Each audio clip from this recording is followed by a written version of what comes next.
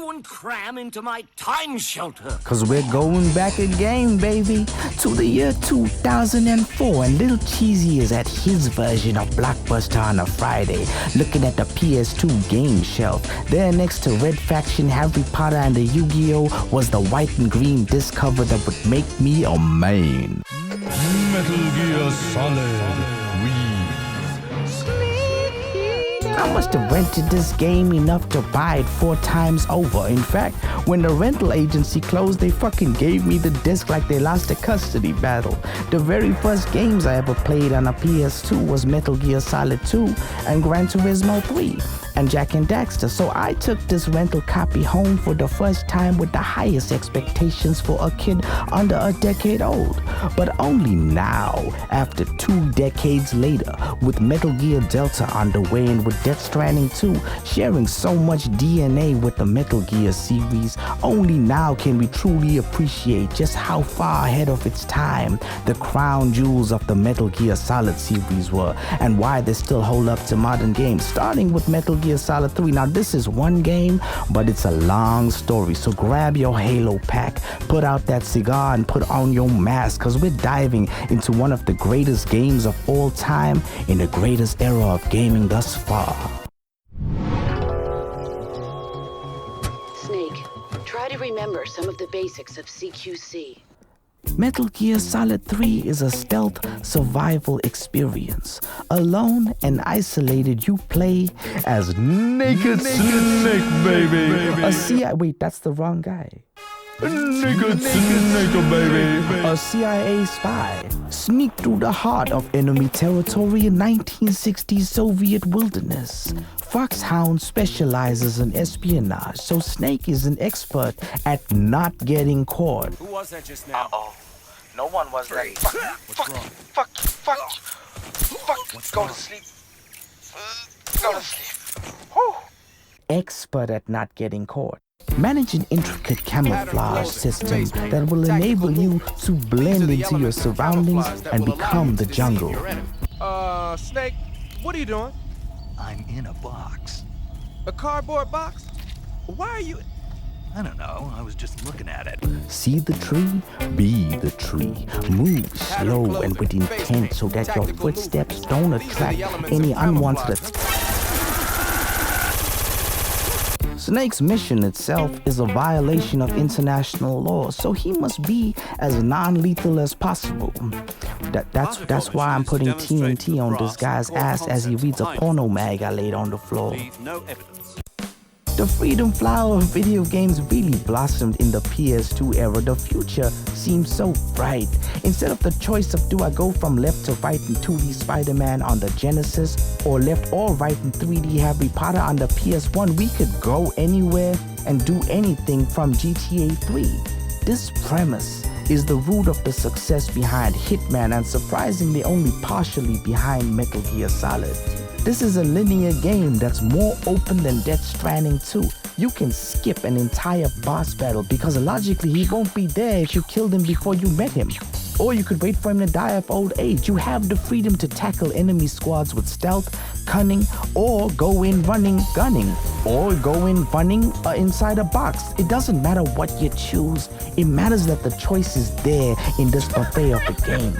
Peppered along the cured snake meat, you'd find yourself in situations upon situations that could be resolved in a multitude of ways. Do you want to escape prison with a fake death pill you dug out with a fork? Or give the god food poisoning? Or use the codec number a ghost gave you? A lot of modern games got us asking where's the gameplay, but Metal Gear Solid got you asking what isn't the gameplay?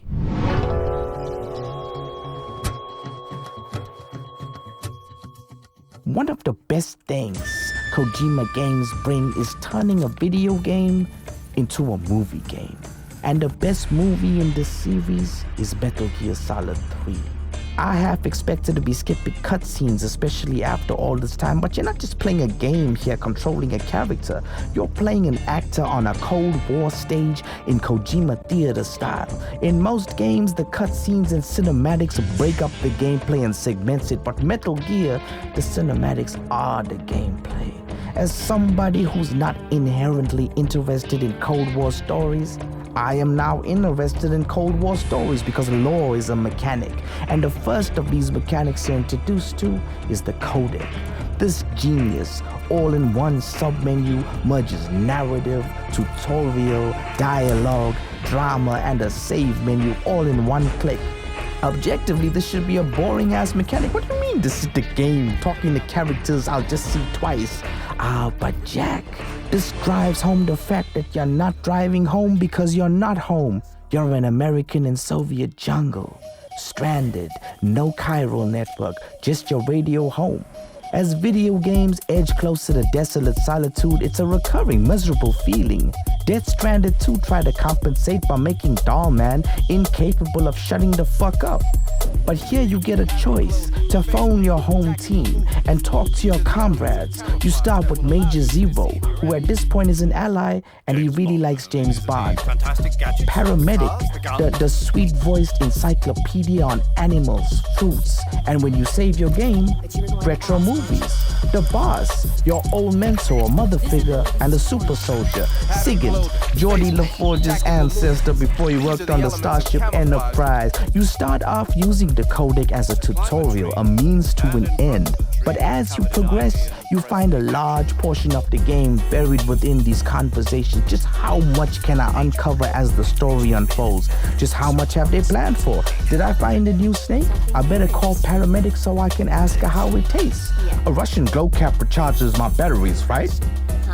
Guys, did you pick up a new face paint, camo, or weapon? I better call Sigint. Being in a box is a dumbass idea. Damn. Saving the game, Snake? As if to encourage the player to save more or less serious conversation about retro movies from the perspective of people in the time to make us appreciate the present we live in. For characters that appear no more than twice, they reveal much of the bigger picture, and the picture it's a really big picture. You have camo and managing inventory, eating and watching your stamina, mending wounds and curing ailments in your survival viewer. Spin Snake around when he gets food poisoning and he'll throw the food up to heal. Zoom in to Eva's X-ray ribs. The menu is a playable mechanic and it had no right being this fleshed out. But the management of this game is far from overwhelming because of the masterclass act of gameplay, story, cinematics, and dialogue balancing along the same tightrope. Help but comparing myself to Bond. What exactly don't you like about James Bond? The cinematic masterpiece of Metal Gear is Kojima's James Bond, but more grounded in realism. The kind of realism that doesn't support a laser watch that melts locks or a car with rockets, but it does support a man who breathes hornets inside his body and shoots them at you like a gun, or a man with a very, very happy girlfriend. Or scenes like Ocelot's revolvers versus the Hornets, but it's the fact that most of the game is so grounded in realism and your character is a normal human being, albeit skilled, that makes the fantastical stand out. And it's why each member of the Cobra unit is the result of a genius that makes a game you want to come back to, into a game you'll never forget even if you don't come back. The pain, the fear, the end, the fury, the sorrow, the joy, the embodiment of the emotions you carry into battle and warfare made into mythical beings, each testing Snake in a new way at each turn. Their powers make them stand out above other characters. Memorable character designs with barely any story attached to them. It's the tip of this believability that entices you to seek out new info. How does the pain grow bees in his body? How does the fear run on water?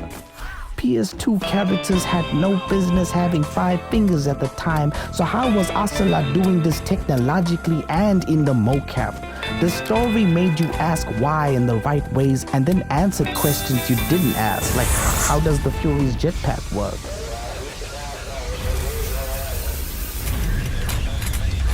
But that's just aesthetic.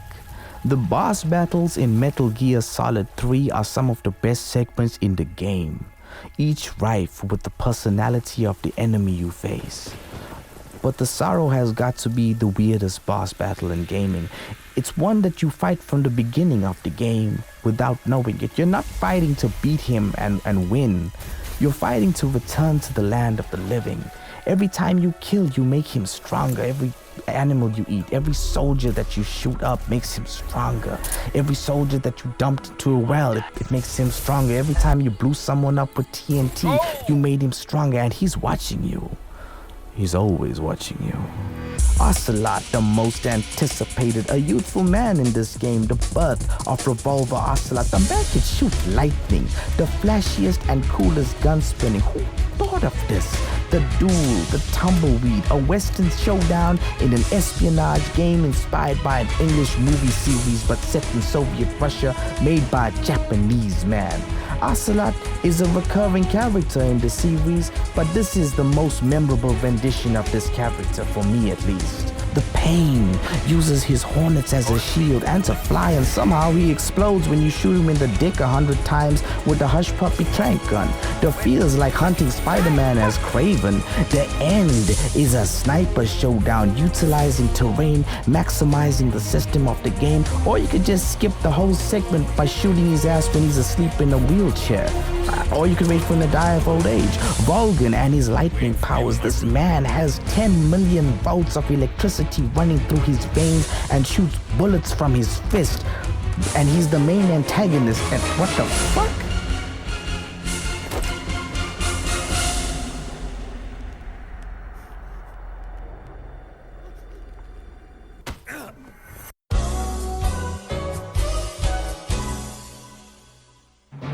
And the final boss battle with the boss. This is the most heart-wrenching of all. A mother versus her son. A mentor versus her pupil. Amidst the rain of white petals pure, the petal fall, two seasoned warriors in body, spirit, and mind engage in an epic showdown with stealth, cunning, and where Kojima's mastery of blending cinematics with gameplay and story culminate in this final battle with the greatest song in gaming playing as the timer in the background.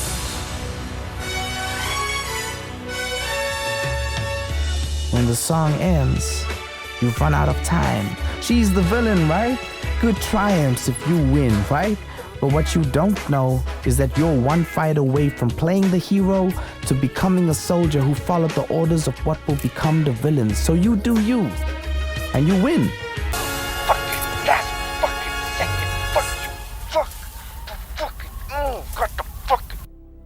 With all the freedom this game offers, it's ironic how little you have at this moment. You stand with the gun over her beaten body, one button push away from winning. And all you can do is move the damn camera, wait, or kill her. But the only choice you really have is to look away, while the real hero dies in disgrace, only to be mourned by a surrogate son. Damn. I give my life, not for honor,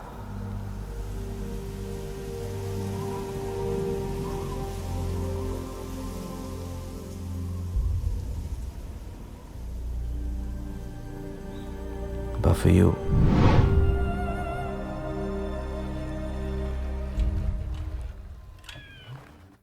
With Metal Gear Delta rising over the horizon, I sure hope they get it right, but I feel like it's unnecessary. Graphics are the only upgrade this game needs, but as far as gameplay is concerned, this game is better than Mind's Eye, and that just came out.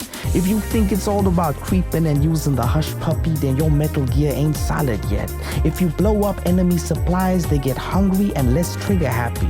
Like Metal Gear Solid 2, you can sneak up and hold enemies up, but with revamped CQC, it's a whole new game. Round the corner on an unsuspecting enemy and slam them to the ground with such a satisfying sound of boom. Bam, I'll never get tired of that. Hey, wake up so I can do that to you again. What if you don't want to be up close and personal? Once you unlock the scope rifle, it's jungle sniper time, baby. You find your aim to be wobbly? Smoke a cigar to stabilize your grip like a Rockstar level detail. But while Rockstar were trying to unstick their PS2 fingers, Kojima was using cigars for aim at the cost of health, for light, for burning leeches off, and to put the sparkle on cinematic moments. Attention to detail at this level makes mundane gameplay an unforgettable experience, but paired with the brilliant storytelling, which is refreshing even today, man, we didn't realize how good we were getting it in the PS2 era. Even today, some PS4 and PS5 games barely caught up, and they pale in comparison to this classic. Hideo Kojima built this game in a fucking cave with a toothpick and nothing's been the same. Which is why I'm putting Metal Gear Solid 3 on Cheazy's full course of gourmet gaming as the soup course. When I saw Death Stranding 2 gameplay and all the Metal Gear Solid references, I couldn't help but go back to this game to see if it was as good as I remembered or if it was just easier to please in the PS2 era. But now I'm left wondering how dumb was I to not appreciate just how fucking good the PS2 era was, and a lot of that is attributed to this very series, and a lot of that is attributed to this game. A game where they made a ladder 2 minutes long just so you can fall in love with the song even more.